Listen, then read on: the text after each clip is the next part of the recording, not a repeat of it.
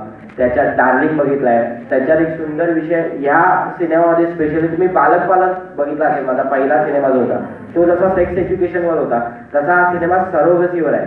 Surrogacy नावाची एक process असते, ज्या बायकांना बाळ होत नाही किंवा मुलं होत नाही त्यांना एक ऑप्शन म्हणून ही जी सायंटिफिक प्रोसेस आहे ती अवेलेबल आहे. ती काय आहे, कशी अवेलेबल आहे, हे सगळं या सिनेमात सांगण्यात आलेलं आहे, पण एंटरटेनमेंट पद्धतीने आहे. आणि मी जेव्हा सिनेमा ऐकला तेव्हा मला फार एक लाईन फार हिट केली. याच्यात एक कॅरेक्टर आहे, ती थोडी तिच्याकडे पैसा आणि सगळं आहे, पण तिचं असं म्हणणं असतं की मी जर कोणाच्या घरी गेले तर मला हळदी कुंकू पण लावत नाहीत का, तर मला मूलबाळ होत नाही. मला हळदी कुंकाच्या कार्यक्रमाला पण बोलवत नाही, किंवा बायकांचा कार्यक्रम असेल तर माझी सावली पडली तर ते काहीतरी होईल, अपशकुन होईल वगैरे, असं आपल्या समाजात चाललेलं असतं.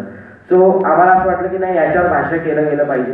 आणि हा सिनेमा जसं तुम्ही आता माझे काही सिनेमा बघितले असेल ते एंटरटेनमेंट आणि एंटरटेनमेंट होतं, तसा नाही आहे. एंटरटेनमेंट प्लस सोशल मेसेज सुद्धा आहे. याच्यात असं सांगायचं आहे लोकांना की एखादी बाई जर आई होऊ शकत नाहीये, तिला जर आई पण अनुभवता येत नाहीये, तर तिला आपण बाई पण अनुभवता देत नाही, तिला बाई म्हणून पण आपण हक्क काढून देतो. तर ते नाही केलं पाहिजे. समाजाने, तिच्या फॅमिलीने, स्पेशली तिच्या नवऱ्याने ते समजून घेतलं पाहिजे. आणि बऱ्याचदा काय होतं, वुमन सेंट्रिक सिनेमा असेल तर पोरं जातच नाहीत बघायला. म्हणजे त्यांचं असं असतं की बायका सिनेमा आहे तर आपण कशाला जाऊया, तर बायका जातील, म्हणून आम्ही याचं नाव डिलेव्हरी बॉय असं ठेवलेलं आहे. आम्हाला असं वाटलं की आई होणं किंवा मूल जन्माला घालणं हे कठीण आहे, पेनफुल आहे, पण त्याच्याहीपेक्षा आई न होणं जास्त कठीण आहे.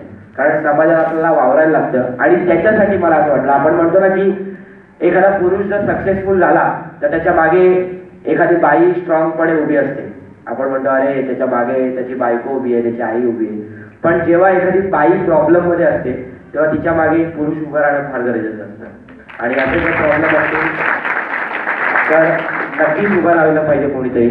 आणि त्याच्यामुळे याचं नाव डिलेव्हरी बॉय ठेवलेलं आहे. सो त्याच्यामुळे पोरं पण जा, एन्जॉयमेंट आहे. तुम्ही पृथ्वीप्रत आपला ओळखता, सगळे हास्ययात्रा बघत असतील, तर तो पण याच्यात एक कॅरेक्टर करतोय. प्रथमेश परब आणि पृथ्वी प्रताप असे दोन पीपी एकत्र आलेले आहेत. सो त्याच्यामुळे तुम्हाला मजा येणार आहे फुल. आणि त्याच्या कॅरेक्टरचं नाव चोच्या असं आहे, बरोबर आहे का? चोच्या, दुसरं काही म्हटलं नाही. प्रोफेसर बाजूला बसलेले आहेत.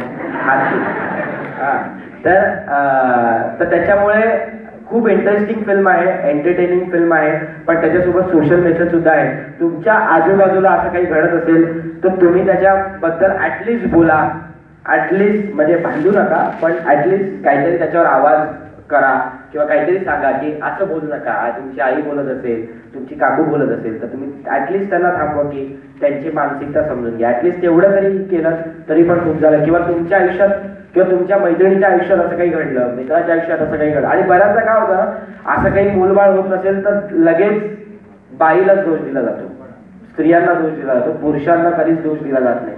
सो ही पण मेंटॅलिटी बदलण्याचा हा सिनेमा प्रयत्न करणार आहे. आणि खूप वेगळा विषय आहे, खूप महत्वाचा विषय आहे, तरी पण मजा मस्ती आहे.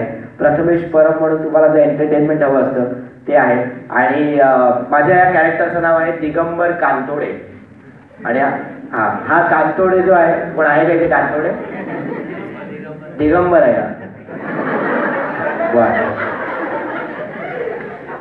तर दिगंबर कांतोडे जो आहे त्याचा एक डायलॉग आहे, दिगंबर कांतोडे, हा कांतोडे हात पण तोडतो आणि पाय पण तोडतो.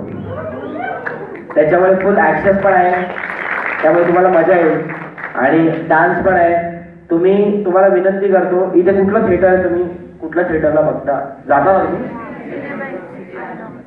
सिनेमॅक्सला जाता का? बरं, पण तिथे शो असतीलच ऑब्व्हियसली, आता वाढतीलच आज रात्री. सो प्लीज तिकडे जा, सिनेमा एन्जॉय करा, फॅमिली सोबत बघा. जरी सरोगसी हा टॉपिक असला तरी पण फॅमिली फिल्म आहे, तसं बालक पालक होतं आणि तुम्हाला मजा येईल, खूपच जमा येईल. आणि कॉलेजचे खरंच मनापासून आभार मानतो सर, तुम्ही आम्हाला प्रमोशन करायची संधी दिली. तुम्हालाही संधी देतो बोलायची, कारण तुमचं कॉलेज